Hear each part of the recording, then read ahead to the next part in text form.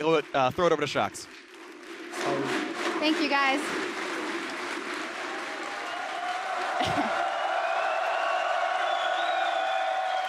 Well, first seed in the group, Fnatic.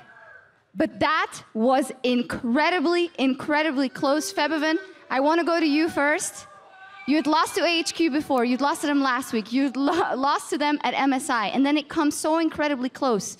You got the guts to steal that Baron. You hold the base. Just tell me how you experienced this game, and especially the last moments.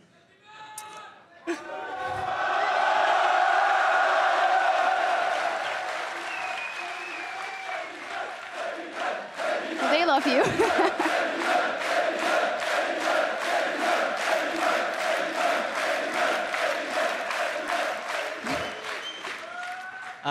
ASQ is a really good team, and I always want to beat them. They are extremely strong, their AD carry especially, and I feel like their mid laner is the weak point, and I think I'm a better player than him. So I decided to go for the skill matchup.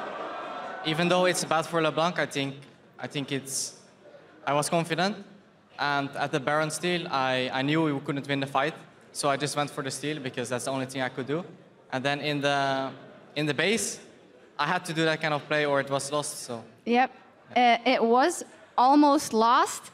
Huni, I saw you smiling when he said, I wanted to pick it because I'm a better player, very confident. We know that you're quite confident as well. Talk to me about your game.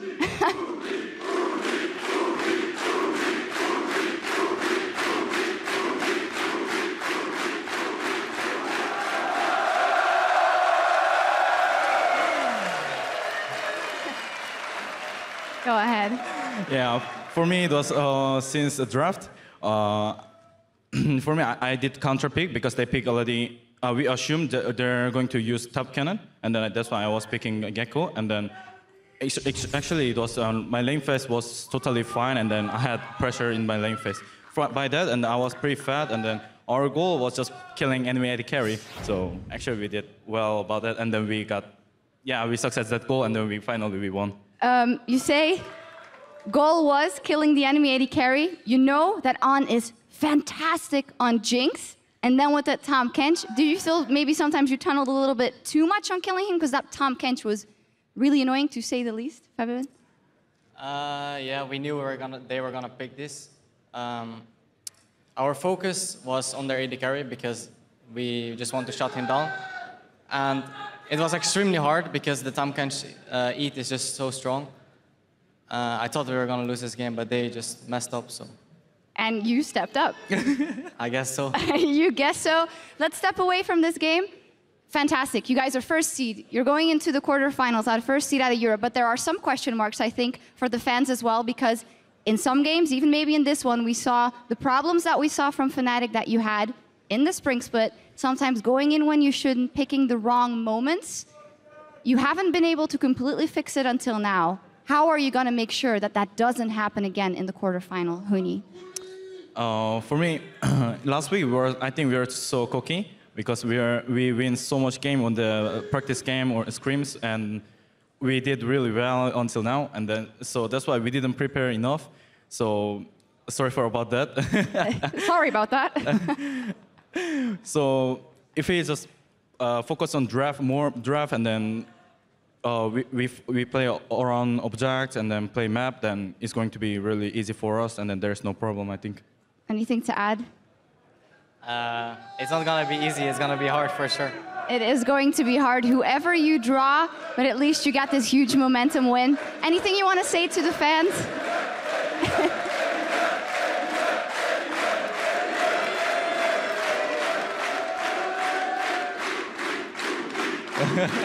They're more talking to you than you're talking to them. Really, thanks for cheering me all the time when I was just a stage. Even I play really bad, they just chilling, like screaming "Huni, Huni," and then by that I didn't lose my confidence, and then I could actually come back my condition.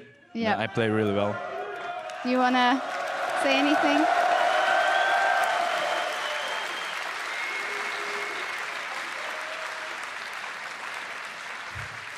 For me, it's really weird because Normally, people don't scream my name here, but it's really, really awesome.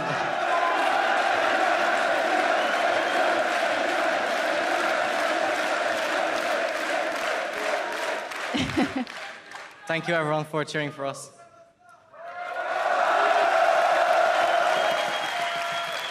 I'm going to wrap this up and thank you guys. One more thing.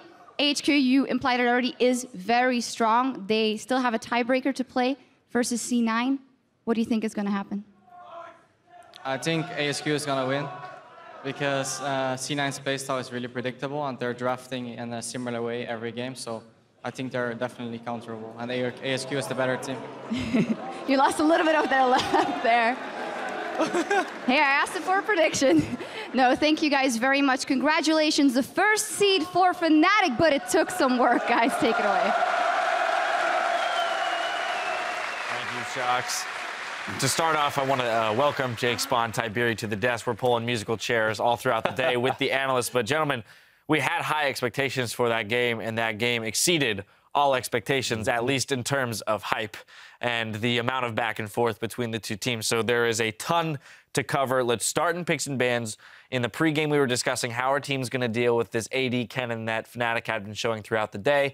AHQ shows up, picks it first rotation. Yeah, and I really liked it because part of AHQ's strength is the fact that they've got this star AD carry that dishes out heaps of damage, and people tunnel on the fact that Kennen is great initiation, but he is one of the best peeling top laners in the game if you just stand on top of your AD carry and hit your ultimate button, which is what was happening like pretty much every single one of those team fights. So it gave Arn a lot of space to move around these team fights, which should have been very difficult because he had a LeBlanc and an Echo diving for him every time, sped up by their Sivir, but he was just able to execute because of a great pick ban phase out of AHQ. I think on the Fnatic side, I really like the addition of Sivir in the last rotation. Even though Sivir does not have good kind of synergy with LeBlanc or Echo, I really like it because they needed wave clear, simply because they wanted to, in the early to mid game, just play the split push games, play the pick game where they use the Shen to pick people off, and then eventually in the late can rely on the Echo and LeBlanc scaling. In the game, I thought that the matchup would revolve around a lot of action in the top side and the bot side of the game, and exactly that happened. But a shock was the Zed blind from AHQ. It was like, okay, we've never seen this. It's kind of weird. And then the LeBlanc. Now, LeBlanc doesn't do that well into Zed, especially early on. But because both of these teams knew that it's going to be a side lane game, they're comfortable putting Forbidden into a less favorable matchup just because Westor has been struggling somewhat during the laning phase in that 1v1. So, okay, we'll take the LeBlanc. We know we can do fine in lane. And he won lane just pretty comfortably.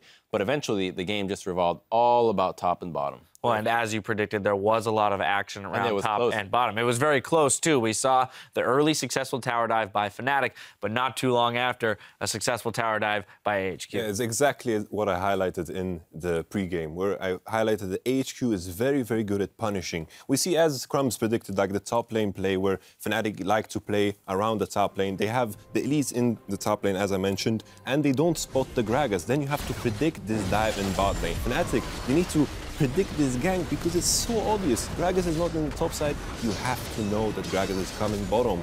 Ziv is running away from the tower. Reckless needs to do the same. And AHQ shows once again they are really good at punishing mistakes. And this is the thing that I love about this rivalry that's starting to evolve ever since MSI. One team plays around our top laner and the other team plays around a superstar AD carry. And both times it looks like they're coming out fairly equal in the mid game. And then it just all comes down to this late game team fighting execution. What a great way to watch League of Legends. Now, when you talk about, I mean, there were so many team fights, late game, mid game, early game team fights. I want to talk about the Tahm Kench pick being as important as it has been throughout the tournament so far and how much more important it might become as we move into the bracket stages. We've seen multiple occasions where he has been used as an initiator, but also an immense help in saving an AD carry like Jinx. This champion is so unbelievably obnoxious. So you know Fnatic's game plan is you have to kill Jinx. So you see the teleport coming into the river because they spotted these three guys over there. Okay, let's home guard TP. Let's go for the Jinx. And they're going all out for this. The Shen ultimate, everything instantly eats flash to movement speed, gets spat out. Like, it is so hard to kill this Jinx because she's kiting so well with Tahm Kench. She has so much mobility.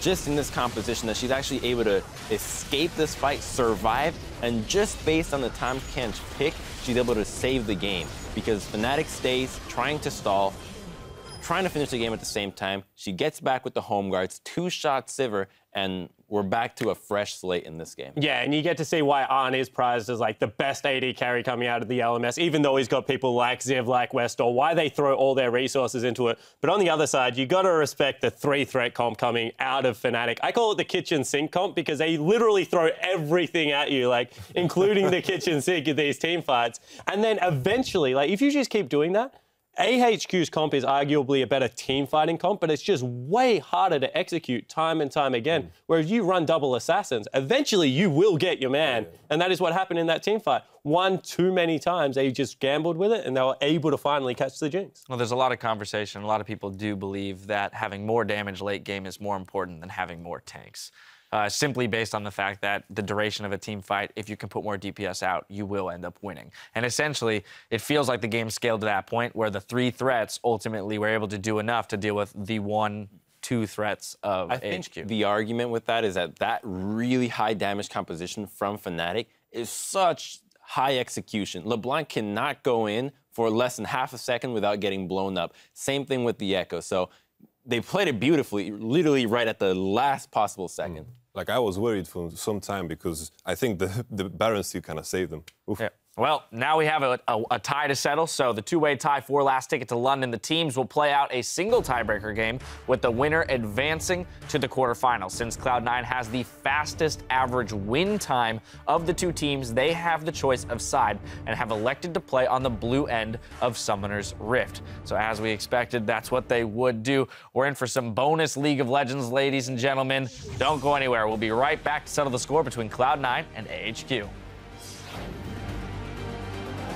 It's the battle for first place. AHQ won the last one, but Fnatic can take it over. Teleport and on level 6. They're teleporting in, but it's Rainover that's got the kill, and they want Catfish for dinner. And Feathervin's in full retreat. Gets the Mimic, that's gonna eat a death mark, and Westor will get one and not get a second. Feathervin! Holy crap, he's stolen! But the fight continues. Ziv zones him out. Reckless running and running away. Feathervin wants the kill, but he's not gonna get it. On gets the shutdown. And now Huni jumped on by Westor. He doesn't have Zonia's. I'm ready, Lilo. Oh, did you kill this? Oh, kill everyone! Kill everyone! Go, Nice!